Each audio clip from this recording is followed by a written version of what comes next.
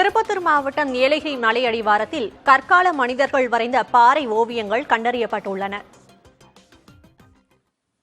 சோழனூர் அடுத்த கல்யாண முருகன் கோயிலில் தனியார் கல்லூரி தமிழ்துறை பேராசிரியர் பிரபு மற்றும் குழுவினர் கள ஆய்வு செய்தபோது கற்கால மக்கள் தீட்டிய பாறை ஓவியங்கள் கண்டறியப்பட்டன. இங்கு 13 மனித உருவங்கள் காணப்படுகின்றன.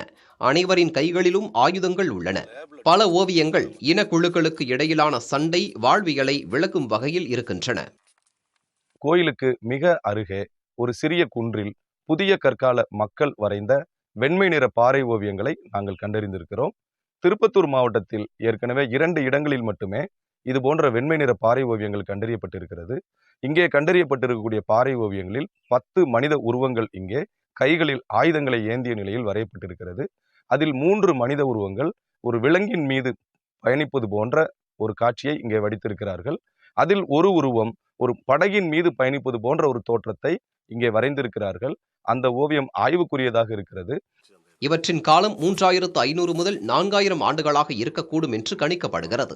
திருப்பத்தூர் மாவட்டத்தில் சந்திரபுரம், செல்லியம்மன் கொட்டாய் ஆகிய 2 இடங்களில் மட்டுமே இதுவரை வெண்மை நிற பாறை ஓவியங்கள் கண்டறியப்பட்டிருந்தன.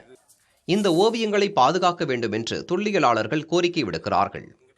புதிய தலைமுறைக்காக திருப்பத்தூரிலிருந்து செய்தியாளர் விக்டர் சுரேஷ்.